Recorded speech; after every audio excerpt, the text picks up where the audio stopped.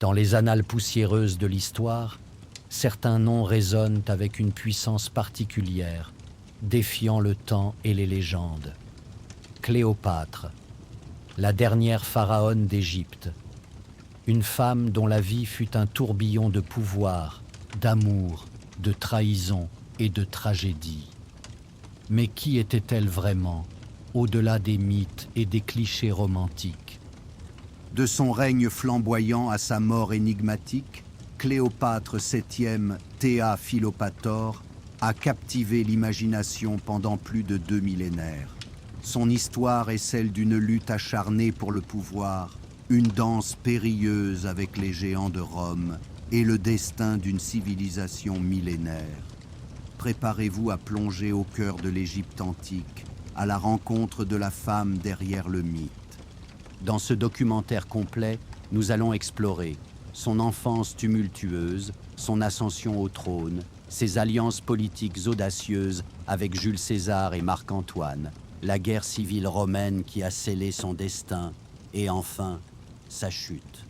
Accrochez-vous, le voyage commence maintenant. Pour comprendre Cléopâtre, il faut remonter le temps jusqu'à Alexandre le Grand et la dynastie ptolémaïque.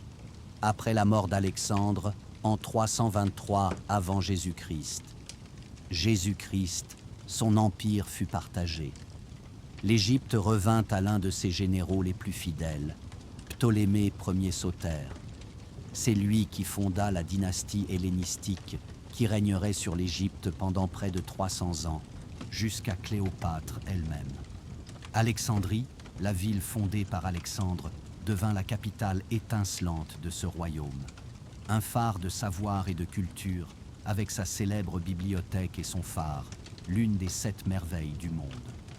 Cléopâtre VIIe, Théa Philopator, est née en 69 avant Jésus-Christ. JC, dans ce contexte royal, mais loin d'être idyllique. La dynastie ptolémaïque était minée par les intrigues de palais, les assassinats fratricides et la jalousie. Son père, Ptolémée XIIe Aulète, surnommé le joueur de flûte, était un souverain faible, souvent contraint de mendier l'aide de Rome pour conserver son trône. Cléopâtre grandit dans cet environnement instable. Elle apprit très tôt les ficelles de la politique et la brutalité du pouvoir. Elle parlait plusieurs langues, chose rare pour un souverain ptolémaïque qui se contentait généralement du grec. Elle était la première de sa lignée à maîtriser l'égyptien ancien, se présentant ainsi comme la véritable héritière des pharaons. À la mort de son père en 51 avant Jésus-Christ, J.C. Cléopâtre, âgée d'à peine 18 ans, fut nommée co-régente avec son jeune frère, Ptolémée XIII, conformément à la tradition ptolémaïque. Mais cette co-règne était une façade. Les conseillers de Ptolémée XIII, notamment Pothin l'eunuque et le général Achillas, virent en Cléopâtre une menace à leur propre pouvoir. La tension monte. Cléopâtre est contrainte à l'exil en Syrie, où elle lève une armée pour reconquérir son trône. C'est à ce moment crucial que le destin frappe à la porte de l'Égypte sous la forme du plus grand général de Rome, Jules César. En Firtio-Ota Aveoma, jour après jour, la guerre civile romaine faisait rage. Pompée, le grand rival de César, chercha refuge en Égypte après sa défaite à Pharsale. Mais pour plaire à César, Ptolémée XIII et ses conseillers ordonnèrent l'assassinat de Pompée, espérant gagner les faveurs du vainqueur. C'était une erreur monumentale. Jules César arrive à Alexandrie et fut scandalisé par l'assassinat de son ennemi romain. Il intervint dans les affaires égyptiennes, se présentant comme l'arbitre entre Cléopâtre et Ptolémée XIII. Cléopâtre, opportuniste et intelligente, saisit sa chance. La légende veut que Cléopâtre se soit fait enrouler dans un tapis ou un sac de literie et livré au palais de César. Un coup de génie stratégique. Cette rencontre, pleine d'audace et de sensualité, marqua le début d'une alliance qui allait changer le cours de l'histoire.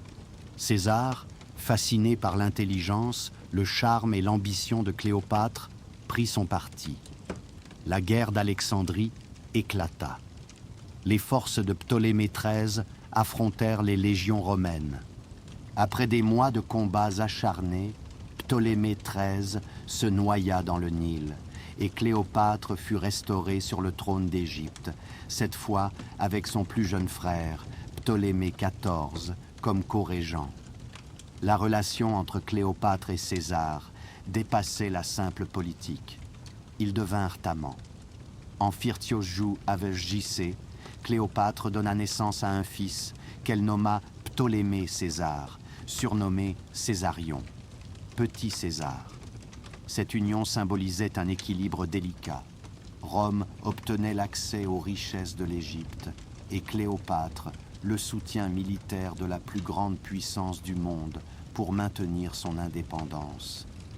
En Phyrsiosex avec Gicée, Cléopâtre se rendit à Rome avec Césarion. Elle fut reçue avec les honneurs royaux, logée dans les jardins de César, de l'autre côté du Tibre. Sa présence fit sensation et suscita l'envie et la jalousie parmi l'aristocratie romaine. César fit même ériger une statue en or de Cléopâtre dans le temple de Vénus Génétrix, ce qui fut perçu par beaucoup comme un affront aux traditions romaines et une preuve de ses ambitions monarchiques. Rome, après tout, était une république, même si elle était en pleine mutation. La relation entre Cléopâtre et César était perçue avec méfiance. Les rumeurs d'un potentiel mariage entre eux, ou même d'une reconnaissance de Césarion comme héritier de César, alimentaient les craintes des sénateurs républicains. Le 15 mars 44 avant Jésus-Christ. Gicée, les ides de Mars, le destin frappa de nouveau. Jules César fut assassiné par un groupe de sénateurs conspirateurs qui craignaient sa puissance croissante et ses tendances autocratiques. La mort de César fut un coup dévastateur pour Cléopâtre. Avec la disparition de son protecteur, la position de Cléopâtre à Rome devint intenable. Elle quitta Rome rapidement, retournant en Égypte avec Césarion. Elle savait que l'avenir était incertain. L'Égypte, pourtant, était encore riche et son influence restait considérable. Elle fit assassiner Ptolémée XIV pour s'assurer la pleine autorité et régna désormais seule, avec Césarion comme co-régent symbolique, consolidant son pouvoir en Égypte. Après la mort de César, Rome fut plongée dans une nouvelle guerre civile. Les héritiers de César, Octave et Marc-Antoine, s'allièrent avec Lépide pour former le second triumvirat, leur objectif principal étant de venger César et de restaurer l'ordre. Le monde romain fut divisé entre ces trois hommes puissants. Marc-Antoine, vétéran loyal de César et général charismatique, reçut la gestion des provinces de l'Est, y compris l'Égypte. C'est là que son chemin allait inévitablement croiser celui de Cléopâtre. En Phyrsioète, avenant Gicée, Marc-Antoine, installé à Tars en Cilicie, envoya chercher Cléopâtre. Il avait besoin de fonds pour ses campagnes militaires, et l'Égypte était la plus riche source de revenus de l'Orient. Cléopâtre, consciente de l'importance de ce rendez-vous, prépara une entrée spectaculaire. Selon la description de Plutarque, elle arriva sur une galère somptueuse, le pont couvert d'or, les voiles pourpres, les rames en argent battant la mesure au son des flûtes et des lyres. Elle était vêtue comme Aphrodite et ses servantes comme des nymphes. Antoine, initialement venu pour la sermonner pour son soutien tardif au triumvir, fut instantanément conquis par son charme, son intelligence et son ambition. La relation entre Cléopâtre et Antoine fut dès lors scellée, marquant le début d'une liaison qui allait défier le monde. Cléopâtre et Antoine passèrent l'hiver 40 et 1-40 avec les JC à Alexandrie, se livrant à des banquets somptueux et à des escapades nocturnes. De cette union naquirent 3 enfants, les jumeaux Alexandre Hélios et Cléopâtre Sélénée, puis Ptolémée Philadelphe. Cette famille était un signe de leur engagement mutuel, mais aussi une provocation pour Rome. Antoine était loin de ses devoirs romains, et Octave, le jeune héritier de César, observait avec une méfiance grandissante cette relation qui menaçait l'équilibre du pouvoir. Le point de non-retour fut atteint en 34 avant, jour après Jésus-Christ, avec les donations d'Alexandrie. Lors d'une cérémonie grandiose, Antoine attribua des territoires de l'Est romain à Cléopâtre et à leurs enfants. Césarion fut proclamé roi des rois et fils de César, et Cléopâtre, reine des rois. Pour Octave, c'était la preuve irréfutable qu'Antoine, aveuglé par son amour pour Cléopâtre, trahissait Rome et son héritage. Il accusa Antoine de trahison, d'avoir été ensorcelé par la sirène d'Égypte et commença à préparer la guerre. L'opinion publique romaine, manipulée par la propagande d'Octave, se retourna massivement contre Antoine et Cléopâtre, les dépeignant comme des ennemis de Rome, menaçant la liberté et les valeurs républicaines. En Tréoctrétie Avef, jour après Jésus-Christ, la confrontation inévitable eut lieu. La flotte d'Antoine et Cléopâtre, forte de centaines de navires égyptiens et romains, affronta celle d'Octave à Actium, au large des côtes grecques. Ce fut une bataille navale décisive.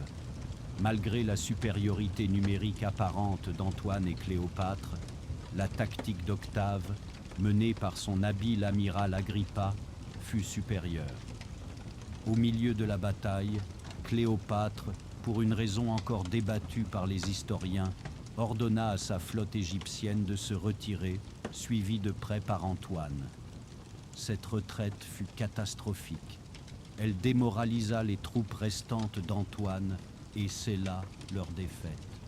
Actium fut le point de non-retour. Le rêve d'un empire oriental partagé s'effondrait. Après Actium, Antoine et Cléopâtre retournèrent à Alexandrie, désespérés. Octave et ses légions les poursuivaient sans relâche. La fin était proche. En août 30 à Véta, Jésus-Christ, les forces d'Octave entrèrent dans Alexandrie. Marc-Antoine, ayant reçu de fausses informations sur la mort de Cléopâtre, se jeta sur son épée. Il fut transporté mourant auprès de Cléopâtre, qui s'était enfermée dans son mausolée. Antoine mourut dans les bras de Cléopâtre. Elle tenta de négocier avec Octave, espérant sauver l'Égypte pour ses enfants, mais il était clair qu'Octave avait l'intention de la ramener à Rome pour l'exhiber lors de son triomphe. Pour la fière reine d'Égypte, c'était une humiliation insupportable. Le 12 août 30 avant Jésus-Christ, Cléopâtre VIIe, Théa Philopator, mourut. La légende la plus célèbre veut qu'elle se soit suicidée en se laissant mordre par un aspic, un cobra égyptien, symbole de la royauté. D'autres théories suggèrent un poison rapide, mais le symbolisme du serpent est resté gravé dans l'imaginaire collectif. Elle aurait choisi cette mort digne pour échapper à l'humiliation d'être la captive d'Octave et pour préserver la fierté de son royaume. Avec elle s'éteignait la dynastie ptolémaïque et l'Égypte devenait une province romaine. Ses enfants furent capturés.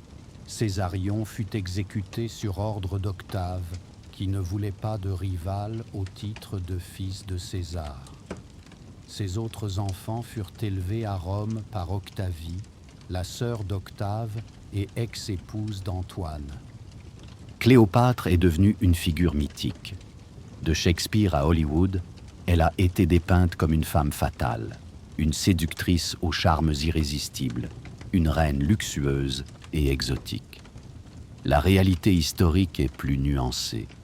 Si elle était certainement charmante et intelligente, son pouvoir ne venait pas seulement de sa beauté, mais de son éducation, de sa maîtrise des langues, de sa ruse politique et de son intelligence stratégique. Elle était une souveraine brillante, capable de naviguer dans les eaux troubles de la politique romaine. Elle était une femme qui a lutté pour préserver l'indépendance de son royaume, malgré la puissance écrasante de Rome. Elle a échoué, mais sa détermination et son courage restent indéniables. L'annexion de l'Égypte par Rome, bien que la fin d'une dynastie, a également marqué le début d'une nouvelle ère. Les richesses de l'Égypte ont alimenté l'Empire romain et sa culture a continué à influencer le monde méditerranéen. Les temples égyptiens érigés par les Ptolémées ont été achevés par les empereurs romains et le culte des dieux égyptiens a trouvé sa place à Rome. Cléopâtre, malgré sa défaite, a assuré une postérité à sa culture à travers son influence et ses relations. L'héritage de Cléopâtre est complexe. Elle fut la dernière d'une lignée de pharaons, une souveraine qui a tenu tête à l'empire le plus puissant de son temps. Sa vie fut une épopée, un mélange de passion, de calculs politiques et de tragédies inévitables. Elle est morte en reine, refusant de se soumettre, et sa mort a scellé le destin de l'Égypte, mais aussi cimenté sa place éternelle dans l'histoire et la légende.